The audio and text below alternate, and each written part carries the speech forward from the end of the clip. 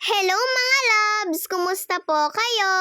Eto na nga po yung karugtong ng video namin kahapon. Paglabas po pala namin ng Unitap ay sumakay na rin po kami sa tricycle dahil pupunta po kami sa palengke para makakain na rin po. Sobrang nagugutom na rin po kasi kaming tatlo. At napag-usapan nga po namin ni Mama na magpapansit batil patong na lang po kami. Kaya dito na nga lang po kami dumiretso sa may pansiteria. Matagal-tagal na nga din po kasi kaming hindi kumakain ng pansit.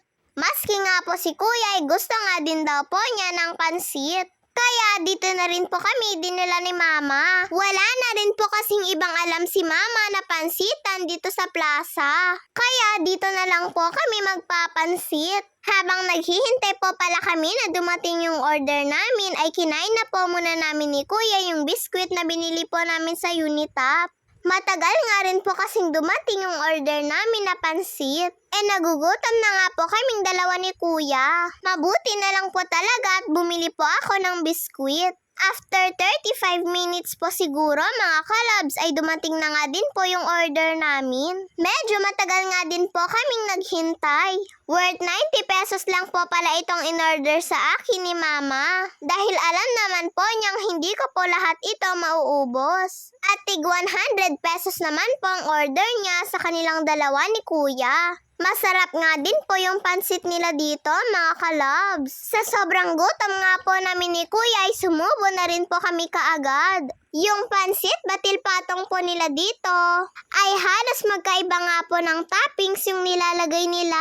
Doon po sa lagi naming pinagpapansitan nila Papa. Pero masarap din naman po dito mga kalabs. Yung Shanghai po pala na kasama ng pansit ay eto nga po yung repack na. Masarap din naman po mga kalabs. At parehas nga lang din po na tigdadalawa naming Shanghai nila Kuya at Mama. Nagpabili din po pala ako kay Mama ng Mountain Dew ko at Coke naman kay Kuya. Masarap din po kasi ang pansit kapag po may soft drinks kung tutuusin. Binigay ko nga po kay Kuya yung ibang pansit ko dahil hindi ko nga po lahat makain. Sayang lang naman po kasi mga kalabs at gusto din naman po ni Kuya. Sayang lang naman po kung hindi ko po ito mauubos, binili pa naman po namin ito.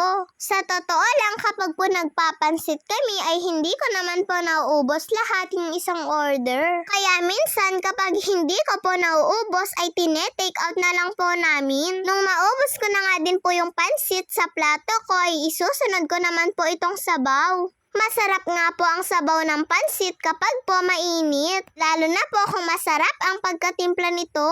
Maski nga po itong sabaw ay hindi ko rin po naubos mga kalabs. Kaya ibinigay ko na lang din po kay Kuya. May sabaw po kasi ng pansit na gusto ko po yung lasa. At tiyak ay mauubos ko po yun. Pagkatapos nga po namin kumain ng pansit ay dumiretso po muna kami dito sa CAS. Baka po kasi ay may makita po kami ditong mga kailangan pa po namin. Iiwan ko nga po muna sa bagger yung bitbit ko mga kalabs. Hindi po kasi namin ito pwedeng dalhin sa loob. At binigyan na nga din po ako ni Kuya ng number. Kailangan po kasi ito kapag po kasi kukunin mo na yung gamit mo ay alam po nila yung ibibigay nila sa'yo. Sa sobrang dami na rin po kasi ng mga nag-iiwan ng mga gamit dito. Pagkabigay na nga din po sa akin ni Kuya ng number namin, ay pumasok na nga din po kami dito sa loob. Pagkapasok nga po namin ay bumungad po sa amin yung mga sandals. Kaya tumingin-tingin na nga din po ako baka sakaling may magustuhan po ako at may kakasya po sa akin. Kaya lang mga kalabs ay halos parehas nga lang po ito sa Unitap. Sinukat ko pa nga din po ito baka sakaling babagay po sa akin. Kaya nga lang po mga kalabs ay madulas naman po. Kahit hindi nga po ako magmedyas ay madulas pa rin. Kaya nagsukat pa nga po ako ng isa pa. At halos parehas nga lang po sila ng unang sinukat ko mga kalabs. Kaya sabi nga po ni Mama ay sa may Henderson na lang po kami pupunta mamaya. Baka po sakaling may magagandang pwede ko pong magustuhan doon. Dito rin po pala kami dumiretso sa may mga payong. At nung napunta na nga po kami dito sa may mga school supplies ay parang gusto ko nga pong kunin lahat ng mga gusto ko. Maski nga po si kuya ay nakakita rin po siya ng drawing book. At tuwang-tuwa nga po siya mga kalabs dahil ganito nga din daw po yung mga gusto niya. Mahilig din po kasing mag-drawing si kuya. Sabi nga po sa akin ni kuya ay kumuha din daw po ako ng para sa akin para nga daw po tig-isa kami.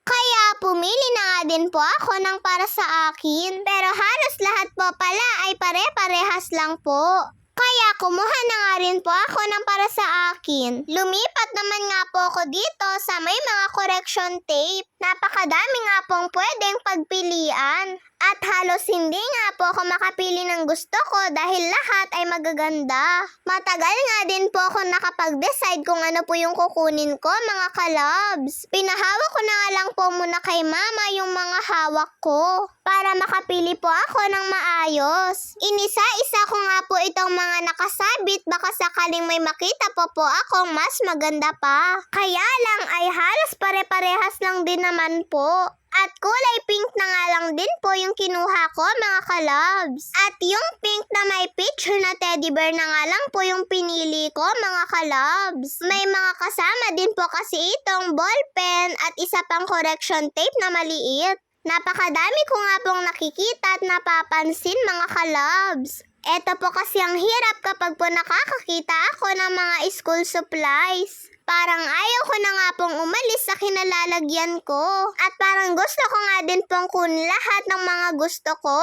Kaya lang hindi naman po pwede. At wala rin naman po kaming pambili mga kalabs. Kaya sabi po ni mama kung ano lang daw po yung kailangan ay yun lang daw po muna yung bibilhin namin. At habang naglalakad po pala kami, nakita ko nga po itong mga Christmas tree na may ilaw. Dati po kasi nung last na punta namin dito ay wala pa po ito. Pero ngayon ay nilagyan na nga din po nila.